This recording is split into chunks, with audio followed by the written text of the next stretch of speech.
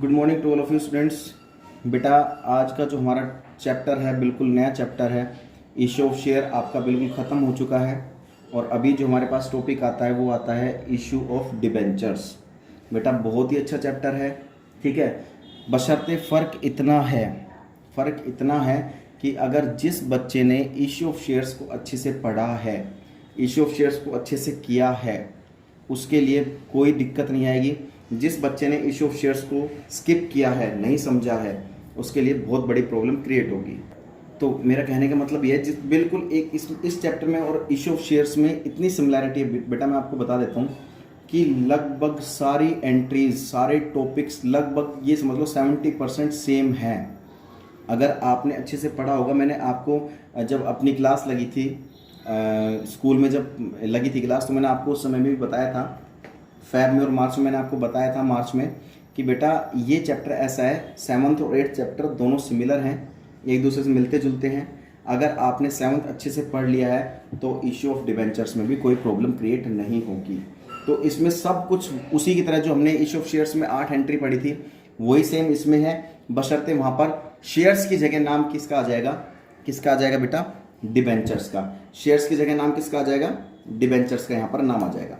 अब आप कहोगे सर डिबेंचर्स होते क्या हैं, वो मैं आपको बता देता हूँ। डिबेंचर्स होते हमारे बेटा लॉन्ग टर्म लोन्स। जब भी बिजनेस को बेटा फाइनेंस की जरूरत पड़ती है, पैसों की जरूरत पड़ती है, तो वो क्या करते हैं, शेयर्स को इशू करते हैं, ठीक है। शेयर्स को इशू करके या फिर डिबेंचर्स को इशू करके वो अपना पैसे को रिकवर करते हैं, पैसे को वो कर लेते हैं जब उनको पैसों की ज़रूरत होती है। तो चलिए इशू ऑफ डिबेंचर्स को हम अच्छे से पढ़ते हैं, क्या है क्या नहीं है ये। तो इशू ऑफ डिबेंचर्स एक लॉन्ग टर्म लोन होते हैं, जब कंपनी को पैसों की ज़रूरत होती है तो वो इसको जनरली इशू कर देते हैं। अब देखिए इसमें हम कुछ बेसिक कंसेप्ट पढ़ते हैं कि टाइप्स ऑफ या फिर kinds of debentures, types of debentures, types of debentures कितने टाइप्स के होते हैं हमारे पास बेटा। जनरली डिबेंचर्स 7 टाइप्स के होते हैं, 7 टाइप्स के होते हैं। तो डिबेंचर का वैसे बेटा जो मेरा असाइनमेंट था, थ्योरेटिकल पोर्शन था, वो मैं आपको दे चुका था। थ्योरेटिकल पोर्शन में आपने पढ़ भी लिया होगा असाइनमेंट में आपने। तो अब इसके बारे में हम डिस्कस कर लेते हैं कि ये होता क्या है।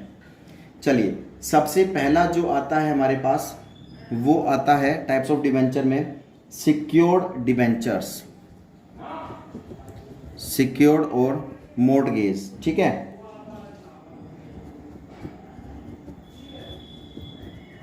मॉर्टगेज डिबेंचर्स, सिक्योर्ड और मॉर्टगेज डिबेंचर्स कौन से होते हैं मैं बता देता हूं आपको। मॉर्टगेज मतलब होता है बेटा गिरवी, ठीक है।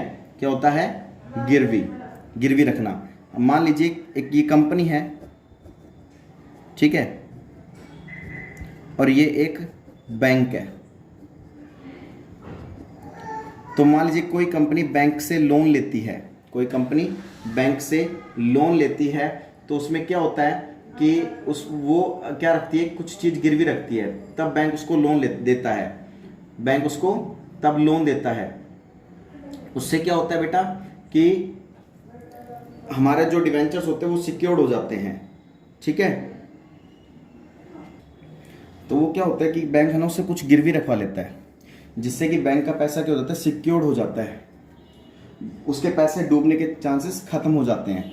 यहाँ पर अगर वो कंपनी अगर उसका पैसा नहीं भी रिफंड करती है तो बैंक ने जो चीज़ गिरवी रखवा रखी है वो उसकी जब्त हो जाती है, तो उसे कहा जाता है सिक्योर्ड या फिर मॉर्टगेज डिबेंचर। सेकंड आता है अनसिक्योर्ड डिबेंचर्स,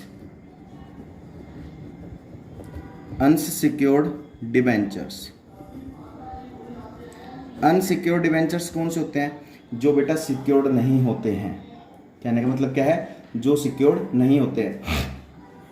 मान लीजिए कोई कंपनी है, कंपनी ने बैंक से लोन लिया है और बैंक ने उससे कुछ भी गिरवी नहीं रखवाया, तो वो क्या हो गया, आपका जो डिबेंचर है, डिबेंचर का मतलब लॉन्ग टर्म लोन, लंबे समय के लिए जब हमने लोन लिया है वो क्या हो जाएगा, वो अनसिक्योर्ड हो जाएगा। किसके लिए? बैंक के लिए, कि बैंक ने कुछ भी गिरवी नहीं रख पाया है, तो वो अनसिक्योर्ड डिबेंचर होता है। कल को मान लीजिए कोई कंपनी बैंक से लोन लेती है और वो उसको रिफंड नहीं करती है टाइमली, तो बैंक कुछ भी नहीं कर सकता।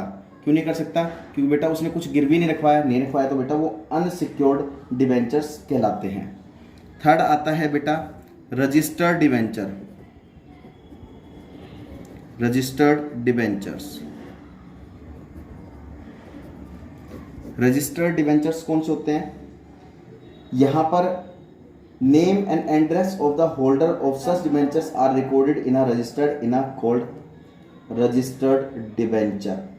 ठीक है, देखिए कोई कंपनी डिबेंचर्स इशू करती है किसी को भी, ठीक है, तो वहां पर उसमें जिसको डिबेंचर इशू किया गया है, जिसको लोन दिया गया है या फिर लिया गया है, उस डिबेंचर क्या होता है? एक तरीके से डॉक्यूमेंट होता है। ये क्या होता है? डॉक्यूमेंट टाइप का होता है। उसमें डिबेंचर होल्डर का नाम, उसका एड्रेस, कितने डिबेंचर्स उसको इशू किए हैं, मतलब हर चीज़, कितने रुपए के हिसाब से इशू किए गए, कितने टाइम के लिए इशू किए गए हैं, वो सब चीज़ रिकॉर्डेड की जाती है। रिकॉर्डेड कर लिए हमने, तो रजिस्टर के अंदर, रिकॉर्डेड इन रजिस्टर। जब रजिस्टर के अंदर हमने रिकॉर्ड कर लिया है, हर डिटेल को, हर चीज़ को हमने रिकॉर्ड कर लिया है, तो बेटा रजिस्टर्ड डॉक्यूमेंट या रजिस्टर्ड डिबेंचर्स हमारे कहलाते हैं। फोर्थ हमारा जो आता है वो आता है bearer debenture. Bearer debentures, bearer debentures कौन से डिबेंचर्स होते हैं? ठीक है, जहां पर एक डॉक्यूमेंट है, इसमें जिसको डिबेंचर इश्यू किए गए हैं, ये लिए गए हैं, फिर दिए गए हैं, उस डॉक्यूमेंट में ना तो डिबेंचर होल्डर का नाम है, ना उसका एड्रेस है, ना उसका पता है, ना कुछ, कितने डिबेंचर्स उसको इशू किए गए हैं या फिर कितने रुपए के हिसाब से किए गए हैं, कितने साल के लिए किए गए हैं, मतलब कुछ भी, जो भी डॉक्यूमेंट्री फॉर्मेलिटीज जो होती है वो उस रजिस्टर में अगर रिकॉर्ड नहीं करता है, तो ये तो क्या कहलाते हैं? Registered debenture. ठीक है, अगर रिकॉर्ड नहीं करता है, रिकॉर्ड नहीं करता है तो कौन से कहलाते हैं? वो बियरर डिबेंचर। अगर देखो उस रजिस्टर में रिकॉर्ड किया जा रहा है तो रजिस्टर्ड डिबेंचर, रिकॉर्ड नहीं किया जा रहा है तो वो बियरर डिबेंचर। फिफ्थ आता है बेटा रिडीमेबल डिबेंचर। Redeemable debentures. अब रिडीमेबल डिबेंचर, रिडीम का मतलब बेटा रीपेमेंट ऑफ लोन। रिडीमेबल का मतलब क्या होता है? रीपेमेंट ऑफ लोन, लोन की रीपेमेंट कर देना। Redeemable debentures are those debenture which will be repaid by the company either in a lump sum at the end of the specific period या instalment. Company ने loan लिया है 10 साल के लिए 10 साल पूरे होने पर या तो वो इकट्ठा एक बार में अमाउंट पूरा पे कर दे जिससे पैसा उधार लिया है, या फिर इंस्टॉलमेंट पे 10 साल के अंदर अंदर, या तो 10 साल होने पर पूरे पेमेंट कर दे। मान लीजिए कंपनी ने 50 लाख रुपए का लोन लिया है 10 साल के लिए, या तो 10 साल पूरे होने पर 50 लाख पूरे इकट्ठे एक साथ दे दे, या फिर 10 साल में इंस्टॉलमेंट में पे करते करते वो 10 साल तक के अंदर पूरा कंप्लीट कर दे 50 लाख, तो वो क्या होता है? Redeemable debenture. यानी कि लोन की रिपेमेंट कर दी हमने पूरे 10 साल के अंदर, चाहे वो इंस्टॉलमेंट पे करी हो, चाहे फिर वो लमसम या इकट्ठे कर दी हो।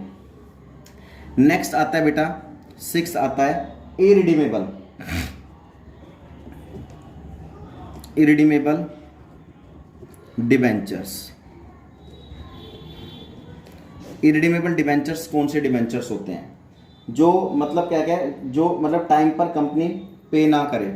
10 साल का टाइम था, 10 साल के अंदर पे करने थे, लेकिन उसने जस्ट इसका अपोजिट, यानी कि वो टाइम पर अगर पे नहीं करता है तो वो इरिडीमेबल डिबेंचर्स कहलाते हैं। नेक्स्ट 7th आता है कन्वर्टिबल।